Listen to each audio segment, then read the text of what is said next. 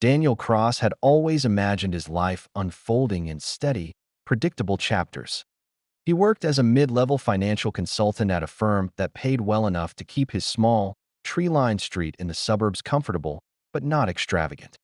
His days began with black coffee and ended with the hum of late-night radio while he reviewed client portfolios at the kitchen table.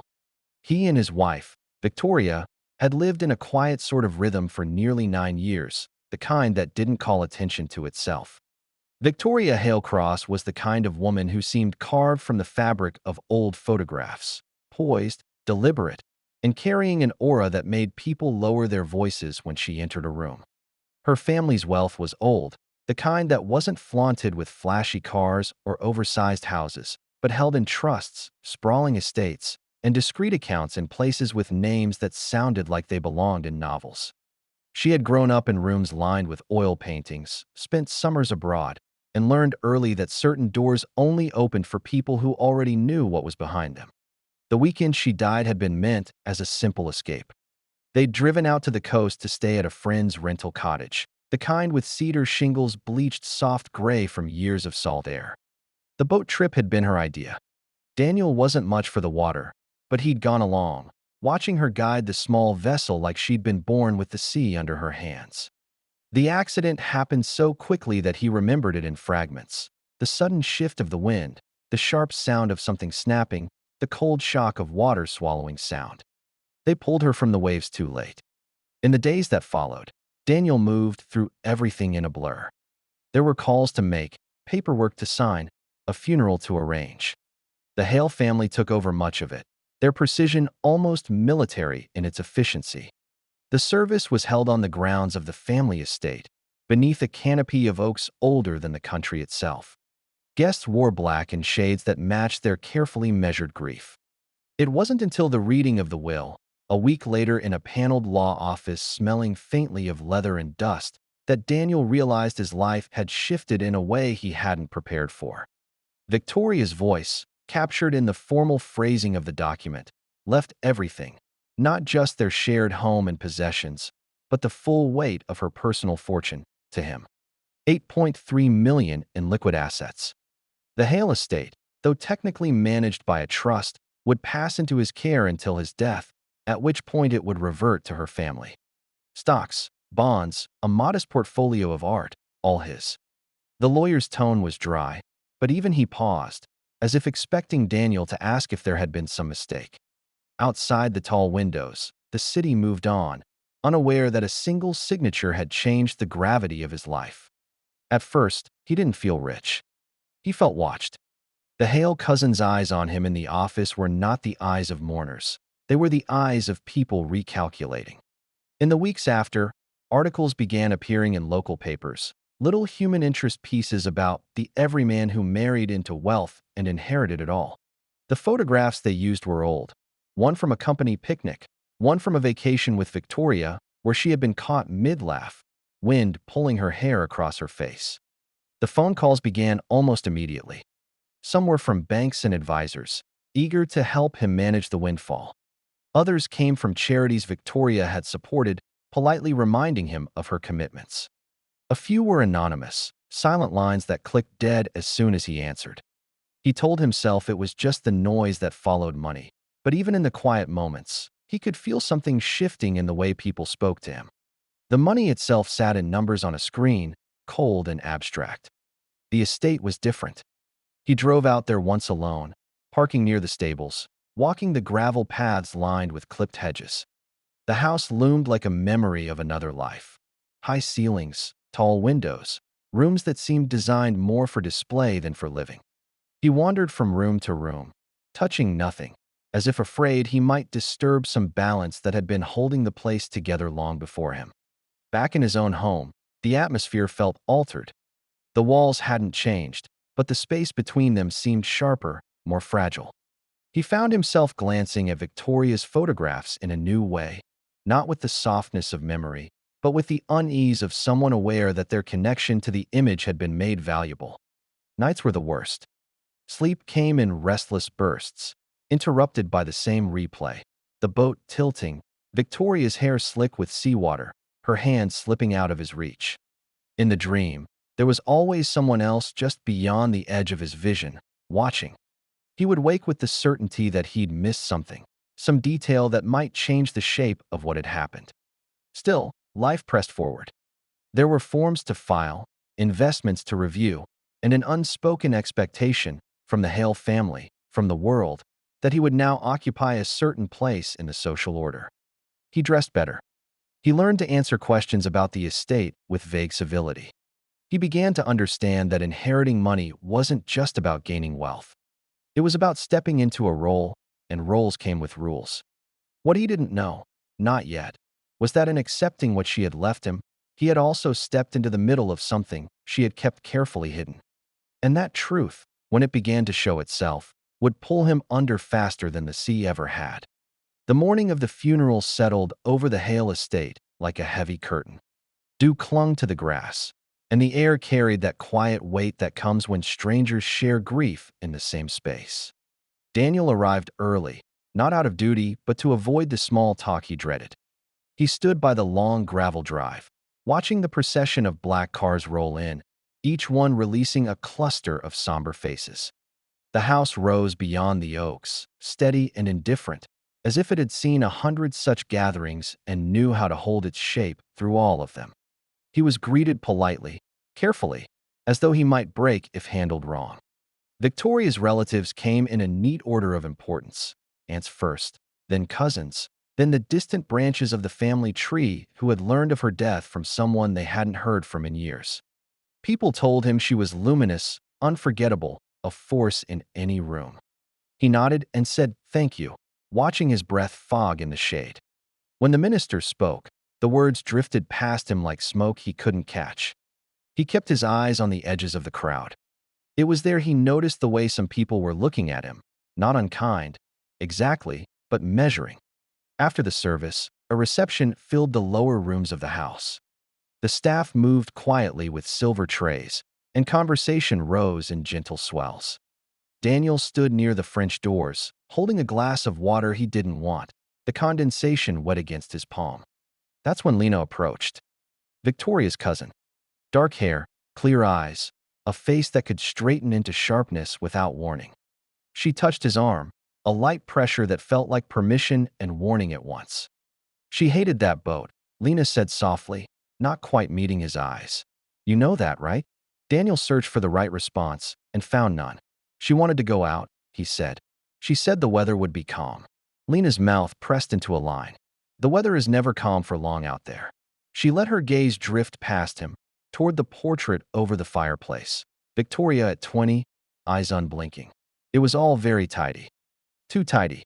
Before he could ask what she meant, someone called her name from across the room. She squeezed his arm once and stepped away. He watched her move through the crowd, noting how easily the space made room for her. He stood there a long time, the echo of her words settling into the place where his certainty had been. In the days that followed, the calls kept coming. The firm's managing partner urged him to take time off. Journalists left messages asking for quotes. A charity coordinator requested a meeting to discuss a gala Victoria had chaired every year. Daniel did none of it. He went into the office early, left late, and took his meals standing at the counter like he didn't trust chairs. At home, the stillness pressed close. He found himself turning on lights he didn't need, radios he didn't listen to, anything to thin the quiet. Then the letters began. The first envelope had no return address, just his name, block printed, centered with careful precision. Inside was a single sheet of paper with 5 words, "You got what you wanted." No signature. The second letter came 2 days later, "Don't ask about the boat." The third arrived the following week, folded around a news clipping of the accident with a sentence scrawled across the margin, "Some people don't fall. They're pushed." He took the letters to the police, expecting something formal to unfurl, a report filed, a trace requested, an officer assigned. The desk sergeant skimmed the pages, sighed, and told him anonymous notes were common in high-profile deaths. "Save everything," he said. "If it escalates, call us." Daniel left with the copies and a feeling like he'd carried a heavy box up a hill only to set it down in the same place. Sleep thinned to a few hours a night. He replayed the weekend by the coast in his head, pulling at details until they frayed. He remembered Victoria insisting on handling the launch, insisting on checking the lines herself, insisting everything was fine. He remembered her last smile before the wind turned. Not the bright smile her friends would make speeches about, but a small, private curve of the mouth that seemed to say she knew something he didn't. He remembered the sound of the hull cutting through water, and then the shout, the shudder, the split-second change that turned the day into a story reporters would retell without ever having felt the cold. At the firm, colleagues shifted their conversations when he walked past. He couldn't blame them. The story had become larger than anything else about him. Clients stared a fraction too long, as if money might leave a visible mark on the skin. In meetings, he found his attention wandering to the window, to the Tulane road flickering with cars. He felt like one of them, moving, signaling, obeying rules, with no idea who was watching from the sidewalk. He began to avoid the estate. There was too much history in the corners, too many eyes in the portraits. Still, he had to go for meetings with the trustees, and each time he did, he sensed something coordinated in the way conversations paused when he entered. Edward, Victoria's brother, had started to take charge, his voice gentle but firm, like a teacher correcting a capable student. "It will be easier if you let us handle the complicated things," he said once, with the practiced kindness of someone who had said those words to people all his life. Daniel smiled and agreed where he could. He didn't want to fight. He wanted solid ground. Solid ground refused him. Little contradictions began to surface. A jeweler called to confirm a shipment Daniel knew nothing about. A necklace Victoria had ordered 3 weeks before she died, paid in cash. A florist sent a receipt for monthly arrangements to an address he didn't recognize. The charges were small beside the size of her accounts, but they bothered him precisely because they were small. Victoria did nothing carelessly. If she had secrets, they would not be messy. They would be arranged like a cabinet of delicate bones, each one labeled, each one hidden behind a lock that looked decorative. At night, he scrolled through her emails, her calendar entries, her photos. He found appointments that had no names attached, meetings set with locations that didn't appear on a map. He found drafts of letters to a foundation she had quietly funded, then a string of messages with a single contact saved under the letter E. The messages were short, mostly logistical: time, place, confirmation. Once, a phrase stood out: "We won't be safe much longer." He stared at those words until they stopped making sense, then copied them into a notebook he'd begun to keep, a narrow blue thing where he wrote down anything that felt like a thread. When he ran into Lena again, in the city, outside a corner cafe, she gave him the same quick, assessing glance she'd given at the funeral. "You look like you haven't been sleeping," she said. He told her about the letters. He told her about the florist, the jeweler, the emails. She listened without interruption, then guided him to a table and ordered 2 coffees without asking what he wanted. "Don't speak to anyone alone," she said once the cups were down. "If you go to the estate, tell someone you're going. If you meet with the trustees, loop in a lawyer." "Do you think I'm in danger?" he asked. The question sounded dramatic even to his ears, but he needed someone to say it was ridiculous. "I think Victoria didn't panic easily," Lena said. "If she was worried, she had a reason. She told me once that the worst mistakes in her family were made by people who believed secrets could be made to behave." He wanted to ask her what else Victoria had told her, but Lena stood, touched his shoulder, and said she had to go. "If you receive another letter," she said, "don't call the police first. Call me." She pressed a card into his hand. There was no title under her name, just a number. That night, a small package arrived at Daniel's door. No return address again. Inside was a single photograph, the marina where he and Victoria had launched the boat, taken from a high angle, possibly from the window of a building across the lot. In the corner of the frame, his own car was visible.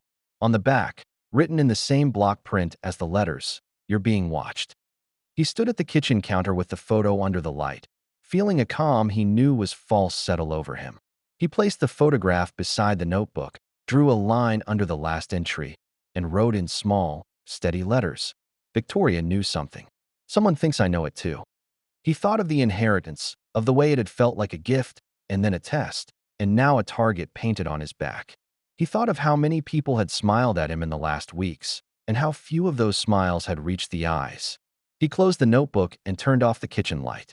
The room fell into shadow, but the edges of the photo still glowed faintly in the spill from the hallway. He left it there, a small square of proof that his life had been rearranged by more than grief and money. Somewhere out in the city, someone else was awake, thinking about him. And for the first time since the accident, he understood that the story of Victoria's death had not ended on the water. It had just found new ground. Daniel sat in his office the next morning, staring at the muted glow of his computer screen without really seeing it. The hum of the air vent, the occasional phone ringing in the hall, the muffled thud of the copier, all of it felt too steady, too normal against the weight of the photograph that had been waiting for him when he'd woken. He had slipped it into a file folder and locked it in his desk drawer before leaving home, but the knowledge of it was still there, like a pebble pressing into the sole of his shoe. He was halfway through an email when a shadow moved across his doorway. A tall man stood there, leaning slightly on the frame. He wore a gray suit that looked as though it had been pressed that morning, but his tie was pulled loose and his jacket unbuttoned. His face was all angles and lines, a map of years spent reading other people's expressions. "Mr. Cross." Daniel nodded. "I'm Detective Morgan Hale," the man said, stepping inside and producing a badge. "I'd like to ask you a few questions about your wife's accident." Daniel gestured toward the chair opposite his desk. "I thought the case was closed." "It is," Hale said, sitting. "But I've been going over some files, and a few things don't quite match up. It's probably nothing, but I wanted to speak to you in person." There was nothing rushed in his tone. It was the kind of voice people used when they were testing the ground before deciding how far to step. Hale asked about the day of the accident, the weather, who prepared the boat, whether they'd noticed anything unusual before leaving the dock. Daniel answered carefully, replaying the details as if saying them aloud might reveal something he had missed.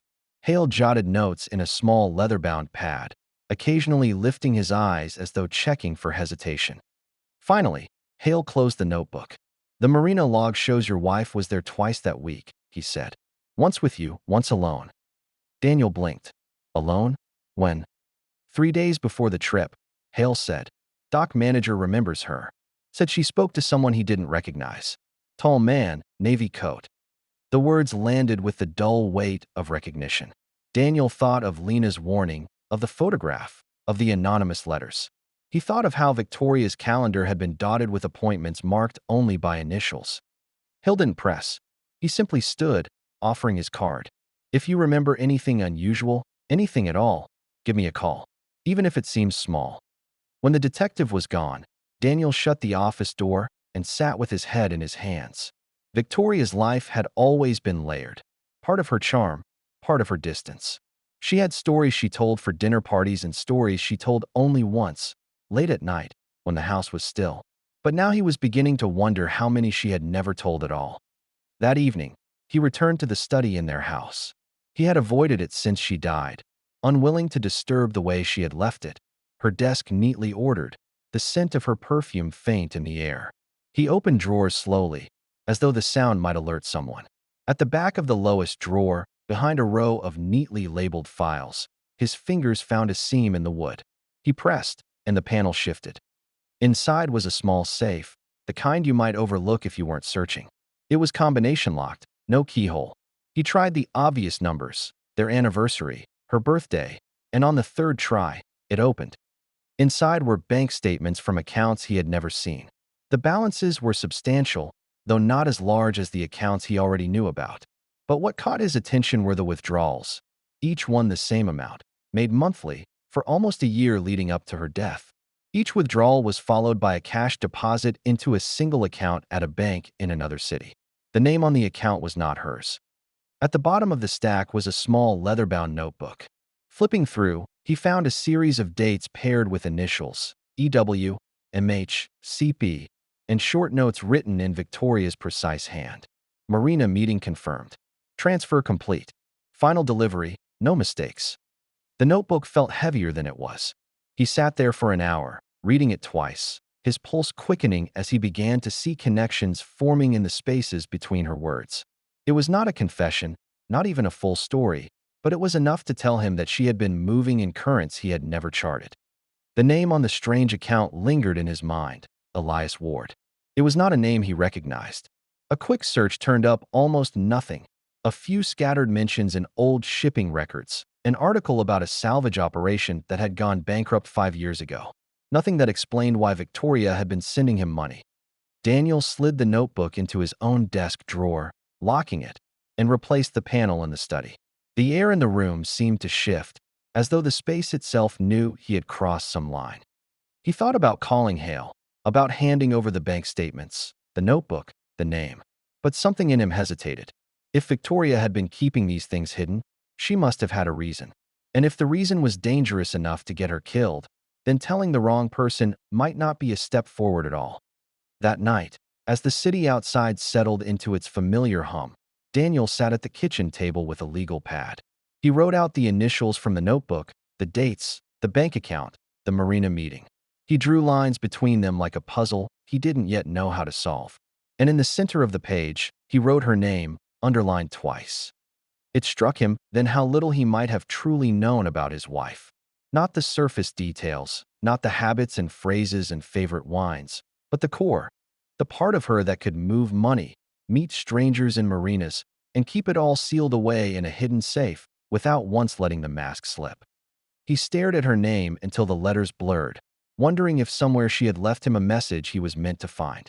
Or if, like the tide, the truth would rise only when it was ready, sweeping away whatever he thought he understood. The rain had started before sunrise, a thin, steady curtain that blurred the city into soft shapes. Daniel left his office early, taking a detour to the cafe where Victoria used to meet friends on slow afternoons. He didn't know why he went there. Maybe it was the way the air inside seemed to hold the faintest trace of roasted beans and cinnamon, a scent that could fold time back for a moment. He was stirring his coffee, watching water snake down the window, when a man approached his table. The stranger was in his late 40s, lean in a way that suggested long stretches of hard work rather than gym hours. His coat was dark, frayed at the edges, and beads of rain clung to the shoulders. His eyes were sharp, as if every detail in the room had already been measured before he sat down. "Daniel Cross?" the man asked. His voice was quiet but carried something behind it, a kind of weight. "Yes," Daniel said, uneasy. "My name is Elias Ward," the man said, pulling a chair without waiting for an invitation. "I worked for your wife. Not in her business, in her personal matters." Daniel felt a slow tightening in his chest. What kind of personal matters? Elias leaned forward, resting his forearms on the table. "The kind that don't go in a will. The kind you keep out of bank records." Victoria was careful. She was looking into someone who wanted her gone. The words landed like a stone dropped into dark water. "You're saying her death wasn't an accident?" "I'm saying she was worried," Elias replied. "She didn't tell me everything. She kept her plans close. But she was moving towards something, and then the boat went down. I don't believe in coincidences like that." Daniel studied him, searching for any sign of a bluff. "Why come to me?" "Because whoever she was chasing doesn't think the chase is over," Elias said. He reached into his coat pocket and placed a matchbook on the table. The cover was worn, the logo barely visible, a seagull over a line of text from a marina bar Daniel had never heard of. She met people there. Not friends, not family. "If you go, be ready for what you might hear." Daniel picked up the matchbook, feeling the faint grit of the cardboard under his thumb. "Why not tell the police?" Elias gave a faint, humorless smile. "Police ask the wrong kind of questions. And some people you can't protect with a badge." Before Daniel could press him, Elias rose from the table. "You didn't hear this from me. And if you're smart, you'll enjoy the money and stop digging. That's what they're hoping you'll do." He turned and left, his figure dissolving into the blur of rain outside. Daniel sat there a long time, the matchbook resting on the table between his hands. It felt absurd, this small scrap of cardboard holding more gravity than the legal documents and ledgers he had been swimming through for weeks. He turned it over again and again, as if the repetition might yield a different truth. That night, he drove to the address printed faintly on the matchbook. The marina was smaller than he expected, a narrow stretch of docks lined with boats that looked older than most of the cars in the parking lot. The bar sat at the edge, its sign dim, its windows glowing amber against the damp. Inside, the air was thick with the smell of salt and old wood. A jukebox murmured in the corner. A few men sat hunched over drinks, their shoulders curved inward as if guarding their own weather. Daniel ordered a beer and asked the bartender if she remembered a woman named Victoria Cross. The bartender, a woman with sun-creased skin and hair pulled into a rough braid, glanced at him and then at the back of the room. "I remember her," she said. "Came in a couple times. Always sat at the corner table." "With anyone?" "Tall guy, navy coat. Didn't talk much. They watched the door more than they watched each other." Daniel's grip tightened on his glass. "Do you know his name?" She shook her head. "No, but he tipped in cash. 50s. Crisp ones." She moved to refill another customer's drink, leaving him with the image of Victoria at a dim table, her eyes tracking the entrance, waiting for someone who might have been more threat than friend. When he left the bar, the rain had eased into a mist. The parking lot was nearly empty. Daniel unlocked his car, slid inside, and sat there with the engine running, staring at the faint reflection of his own face in the windshield. It was a face that belonged to a man who had been loved, then left with money, and now was standing at the mouth of something he didn't understand. He thought of Elias's warning, of the way the man had seemed both reluctant and resigned to speak.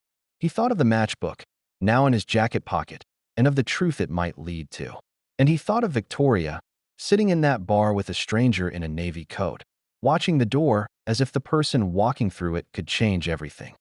Driving home, he noticed headlights in his rearview mirror that seemed to follow every turn.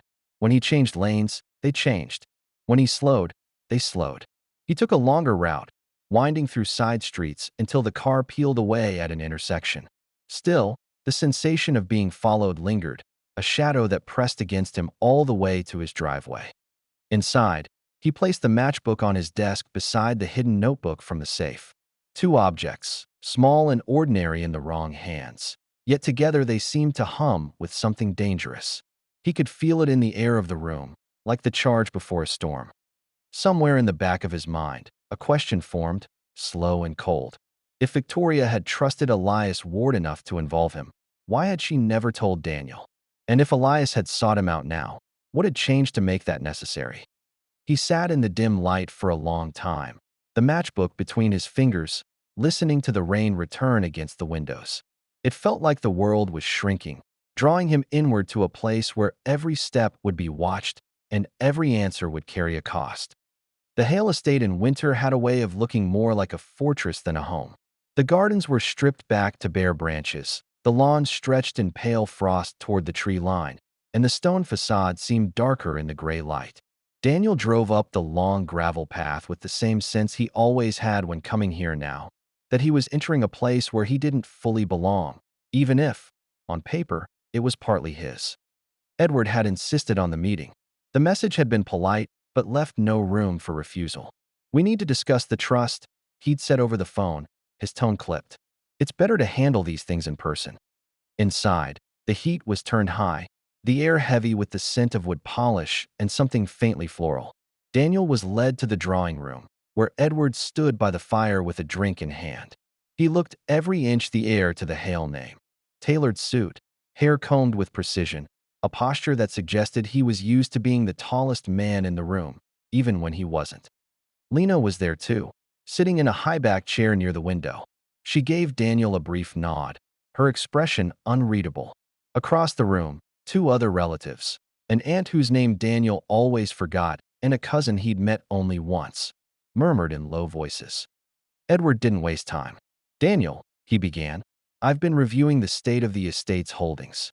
As you know, much of it is tied up in the trust.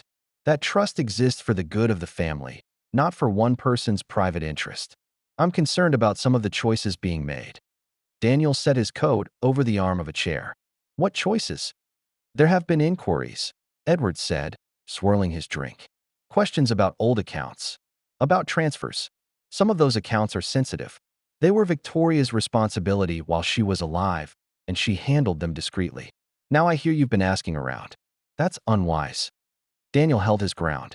"I found records she kept hidden, accounts I didn't know existed, large withdrawals.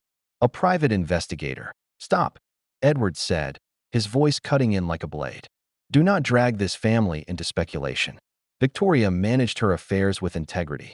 She is not here to explain herself, and I will not have you inventing stories." The room seemed to tighten around them. The aunt looked away. The cousin shifted in his seat. Lena leaned forward slightly, eyes moving from Edward to Daniel. "I'm not inventing anything," Daniel said, his tone low. "I'm trying to understand why my wife was meeting strangers in bars and moving money to people she didn't tell me about. If there's nothing to hide, then why are you so worried about my questions?" Edward set his glass down harder than he meant to. "You think you can handle what you're poking at? You think you understand what Victoria was dealing with? This isn't about you, Daniel. This is about the Hale name, the Hale business, the Hale legacy. You inherited her money, but you didn't inherit the right to tear this family apart." The words hung between them, heavy with something more than anger. Daniel opened his mouth to reply, but Lena's voice cut in, calm and measured. "Edward," she said, "maybe we should take a breath." Edward shot her a glance, but she didn't flinch. "Daniel," she continued, "there are things you need to know, but not here. Not with this many years." She turned her gaze to Edward. "And if you want to keep the family name intact, maybe you should stop pretending you have nothing to do with what he's asking about." Edward's face didn't change, but the silence that followed was sharp enough to feel. Without another word, he walked to the door and left, the sound of his footsteps fading down the hall. The aunt muttered something about needing tea and followed him. The cousin lingered a moment, then slipped out as well. Only Lena and Daniel remained. She waited until the room was empty to speak again. Edward's been circling the trust for years. He wanted control over Victoria's share before she died. She didn't trust him with it. That's why she left it to you, even though it meant stepping outside the family tradition. Daniel absorbed that, watching the fire shift and settle. "So you think I think Edward is capable of more than people give him credit for," Lena said. "But whether he had anything to do with what happened to Victoria, I can't say. What I do know is that she was onto something she thought was dangerous. And Edward didn't like the questions she was asking any more than he likes yours." Daniel thought of the matchbook in his desk, the hidden notebook, the photograph. "If she was in danger, why not tell me?" "Maybe she was trying to protect you," Lena said. "Or maybe she didn't think you'd believe her until you saw it yourself." She stood and reached for her coat. "If you keep digging, do it quietly. Edward has eyes in more places than you realize." Daniel followed her to the door. Outside, the frost on the grass was melting in the weak afternoon sun, and the air smelled faintly of smoke from the chimney. Lena paused before getting into her car. "One more thing," she said. "Don't assume the threat came from outside the family. Sometimes the people who smile at you across the table are the ones tightening the noose." She drove away, her taillights disappearing into the curve of the drive. Daniel stood there a moment longer, feeling the cold seep into his hands. When he finally got back into his own car, he sat without starting the engine. Edward's voice replayed in his head, the emphasis on legacy, the dismissal of Victoria's actions, the warning to stop. It wasn't the protest of an innocent man, it was the protest of someone with a stake in what stayed buried. The drive back to the city felt longer than usual. Buildings rose out of the fog like shapes from a dream. In the glass reflection of a shop window, he caught a glimpse of himself, shoulders tight, jaw set, eyes fixed ahead. He didn't look like a man who had inherited a fortune. He looked like a man who had been handed a puzzle with pieces that cut when you touched them. By the time he reached his street, he knew the conversation with Edward hadn't closed anything. It had only confirmed what Lena had said. The danger might not be far away at all. It might be close enough to shake his hand. The following week passed in a way that felt both too fast and unbearably slow. Daniel moved through his days with a kind of restless focus, doing what needed to be done at the firm, but leaving his mind open for patterns to appear. Every time his phone buzzed, he half expected another letter, another photograph, another scrap of something left where he would find it. But the silence was worse. It gave his thoughts too much room. On Thursday night, he went back to the marina bar. The air was colder, the wind off the water sharp enough to sting his ears as he crossed the dock. The place looked almost empty from the outside, its yellow lights barely pushing against the dark. Inside, the same faint smell of brine and wood hung in the air. A couple of regulars occupied the far end of the counter, talking low. The bartender glanced up from wiping a glass, recognized him, and nodded. "You looking for her friend?" she asked quietly when he ordered a beer. Daniel kept his voice even. The tall guy in the navy coat. She leaned one elbow on the bar. He was here last night. Sat at the same table your wife used to sit at. Left without saying much. Do you know his name? She shook her head. But he paid with a credit card this time. I remember because the machine wasn't working right and I had to run it twice. She frowned. I'm not supposed to give out customer info, but if it's about her. Daniel didn't push. He simply left a tip large enough to be noticed and said, if he comes back, can you call me? He slid a folded bill across the bar with his number. She pocketed it without a word. He sat at Victoria's old corner table for almost an hour, nursing his drink and watching the door. The stool across from him felt charged, as if it still carried the weight of her presence. He imagined her there, leaning in to speak quietly, her eyes cutting toward the entrance between sentences. The image wouldn't leave him, even when he stepped back out into the cold night. The next evening, just after 9, his phone rang.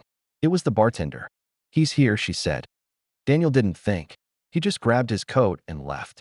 The streets blurred under the streetlights as he drove. When he walked into the bar, the man was exactly as described. Tall, narrow frame, navy coat buttoned to the throat. He sat with one hand around a glass, the other resting on the table, fingers long and still. His head lifted slightly when Daniel entered, as if he already knew who he was. Daniel approached slowly. Mind if I sit? The man's eyes were dark, watchful. You're her husband. It wasn't a question. I am, Daniel said, sliding into the seat opposite. She didn't talk much about you. The man's voice was calm, almost flat, but there was something underneath it. Daniel kept his tone steady. I'm told you met here. More than once. That's true. What did you talk about? The man took a slow sip of his drink before answering. Business. Not the kind you put on paper. She was gathering information. Daniel leaned forward. About what? The man's gaze didn't waver. About people who didn't want her asking questions. About shipments that never existed. About accounts that weren't supposed to have names attached to them. He tilted his head slightly. She was close to something. Closer than she realized. Daniel felt his pulse quicken. And what happened? The man's eyes moved to the bar, scanning the room before returning to Daniel. What always happens? Someone got nervous. Nervous people make dangerous decisions.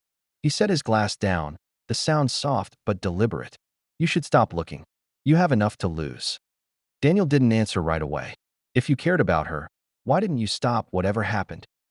The man's jaw tightened. I tried, but she wouldn't stop. And she didn't tell me everything. That was her mistake. You can't protect someone who keeps half the map to themselves. The words lingered between them. Before Daniel could ask another question, the man slid out of his seat, leaving cash on the table. If you're smart, you'll forget I exist. Daniel watched him go, the navy coat disappearing into the dark beyond the door. He stayed seated for a while, his drink untouched. The bartender caught his eye but didn't come over. She knew, as he did, that something important had passed between him and the stranger, something that wouldn't be written down anywhere. Driving home, Daniel checked his mirrors more than usual. He couldn't shake the feeling that he had been marked in some way, that the conversation had shifted him from curious bystander to something else entirely. The city lights blurred past, but every shadow on the sidewalk felt too still, every car behind him too consistent. When he got home, he found an envelope on his doormat. No address, just his name. Inside was a single sheet of paper with a typed message. You're asking the wrong person. The answers are in the accounts she didn't want the family to see. Daniel read it twice, then set it beside the matchbook and the notebook from the safe. 3 small objects, each pointing towards something larger, each with its own quiet gravity. He wondered if Victoria had known how these pieces would find him, if she had counted on it, or if he was simply walking into the same trap she had. In the silence of the house, he thought of the man in the navy coat and the way he had looked at him, not with pity, not with threat, but with the recognition of someone who had already been where Daniel was now. That look carried the unspoken truth Daniel couldn't ignore. Whatever had taken Victoria's life wasn't finished yet. And now, it knew his name. Daniel woke to the sound of rain against the windows, steady and unbroken. The gray light that filled the bedroom seemed to press the walls inward. He had barely slept, his mind circling the same thought until it felt worn smooth. The envelope from the night before, its warning that the accounts were the key. By mid-morning, He was at the small storage unit where Victoria kept records for her charitable work. He hadn't been there since the memorial, when Edward had suggested locking the place until things settled. The air inside was dry and faintly metallic, the scent of cardboard and dust rising as he moved through narrow aisles of labeled boxes. At the back, he found a crate marked with Victoria's handwriting. Q3, Q4 Financials, Private. Inside were binders, each thick with paper, some tabbed with colored markers. The neatness was deliberate, almost military. She had a way of arranging information so that it felt like a wall. You could touch it, you could see it, but you couldn't easily get through. Flipping through the first binder, Daniel saw the expected: donation receipts, invoices from event planners, transfers between known accounts. But halfway through the second, things changed. There were statements from a bank in another country, pages with large sections blacked out by thick marker. The few lines that remained visible showed deposits matching the monthly withdrawals he'd found in the safe. In the margin of one page, she had written two names in pencil, underlined twice: Harrison Vale. Daniel didn't know them. A quick search on his phone brought up almost nothing. A dissolved consulting firm from 6 years ago, with no website or public contact. At the bottom of the crate was a small, leather-bound ledger, no bigger than his hand. Its pages were filled with Victoria's writing, but unlike the notebook in the safe, this one had no dates, only lists. Each page contained a series of transactions paired with initials or single words. Waverly, South Dock, Glass, R. The amounts varied, some small enough to seem insignificant, others large enough to fund a year's salary. The final page was different. No transactions, just a single line. If something happens, start with the red folder. Daniel felt the cold prickle along his arms. He looked back into the crate and saw a folder at the bottom, its spine indeed bright red. Inside were photographs, not personal snapshots, but surveillance images. Grainy shots of men loading crates into trucks at night, of a warehouse door with a rusted number stenciled on it, of a yacht moored far from the main dock. One photo was of Edward, stepping out of a car in front of a building Daniel didn't recognize, speaking to a man whose face was turned away from the camera. There was also a single document, a typed report with no signature. It described irregular shipping manifests and unreported transfers involving shell companies. The name Harrison Vale appeared 3 times, each next to a list of routes and dates. Daniel sat on the floor of the storage unit with the folder open across his lap. The air felt heavier now, as if the walls themselves understood what he was holding. This wasn't speculation anymore. Victoria had been building a case, or preparing to defend herself from one. He packed the ledger and the red folder into his bag, locking the unit behind him. Outside, the rain had turned to mist, clinging to his coat as he walked to the car. He kept checking the lot, scanning for the same make and model of the car that had followed him before, but saw nothing. Back at the house, he spread the folder's contents across his desk. The photographs seemed to hum with the same quiet menace as the matchbook, the notebook, and the envelope. He noticed something in one of the warehouse shots, a painted number partly visible on the doorframe. Cross-checking it against the typed report, he realized it matched one of the routes listed. That night, Daniel called Lena. When she answered, her voice carried the same careful control as always. "What did you find?" He told her about the ledger, the folder, the photographs, and Edward's appearance in one of them. There was a pause on the line long enough for him to hear the faint hum of her apartment in the background. "You need to be careful," she said finally. If Victoria was digging into Harrison Vale, she was in over her head. That company was a front. For what? I can't say for certain, but I've heard the name whispered in places you don't want to be. Do you think Edward's involved? I think Edward has always been better at hiding his involvement than denying it. But if you confront him now, you'll lose the advantage. Keep this to yourself until you know exactly what you're holding. Daniel glanced at the red folder, its contents spilling across the desk. "If something happens to me, then you'll wish you'd made copies," Lena interrupted. "Do it tonight, and don't store them anywhere obvious." After the call, Daniel scanned everything, encrypting the files and saving them to multiple drives. One he hid in the kitchen, behind a panel under the sink. Another he left in his office at the firm, buried in a stack of client archives. By the time he finished, the rain had stopped. The air outside was still, the street lamps casting pale circles onto wet pavement. standing at the window. Daniel felt the strange certainty that he was no longer moving toward answers. He was in the middle of them now, surrounded on all sides. And in that stillness, he understood what Victoria must have known in her final weeks. That once you see the shape of the truth, you can't unsee it. You can only decide how much of yourself you're willing to lose in pursuit of the rest. The number on the warehouse door stayed in Daniel's mind like a fragment of a dream that refuses to fade. It was barely visible in the photograph, just a pale streak of paint in the corner of the frame, but it was enough. Cross-checking it against the typed report, he'd found it listed next to a route that ran along the industrial edge of the harbor, a stretch of cracked asphalt and rusted fencing he'd driven past countless times without looking twice. He went there just after sunset, taking the long way to avoid drawing a pattern. The air was damp with the smell of salt and fuel, and the whine of machinery from nearby shipyards rose and fell like distant voices. The warehouse itself was an unremarkable building of corrugated metal, the kind that could hold anything from fishing nets to stolen cars. Its windows were blacked out, and a single security light glowed above the main loading door. Daniel parked a block away and approached on foot, keeping to the shadows. He didn't know exactly what he expected to find. Maybe nothing, maybe everything. Up close, the building hummed faintly, the sound of a generator running somewhere inside. There were no visible guards, but the fence around the property was topped with fresh coils of razor wire. Circling to the back, he found a section where the fence had been bent inward at the base, just enough to crawl through. The gravel crunched softly under his shoes as he stepped into the yard.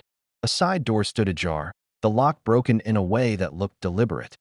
Inside, the air was cooler, thick with the smell of oil and dust. Shafts of light from high vents cut through the dark, catching motes that hung suspended like ash.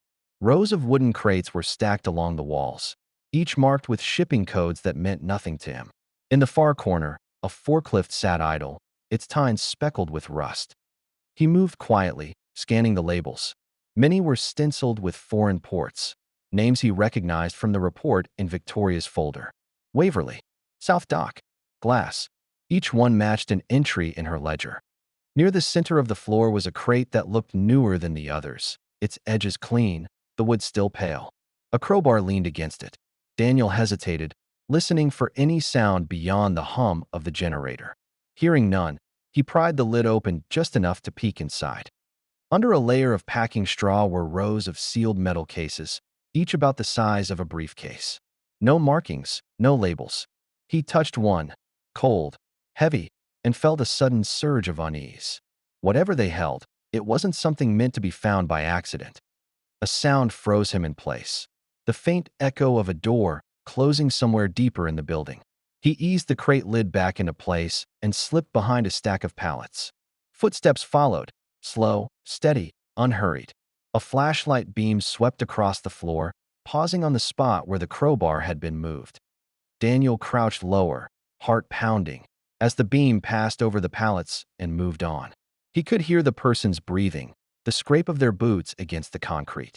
After a long moment, the steps retreated toward the other end of the warehouse. A door opened and shut again, and the hum of the generator was all that remained. He waited another full minute before moving, every sound amplified in the silence. The way out seemed longer now, each step toward the side door drawn tight with the possibility of being caught.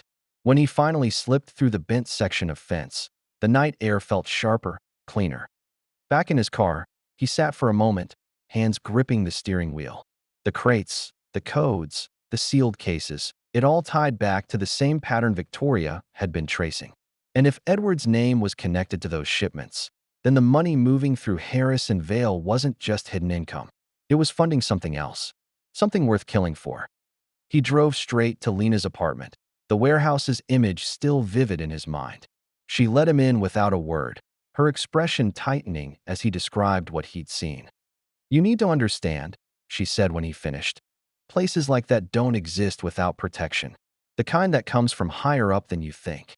If you go back, you won't just be walking into a building. You'll be walking into a circle that closes fast." Daniel leaned forward, his voice low. Victoria was there. She was following this. If you stop now, you live," Lena said sharply.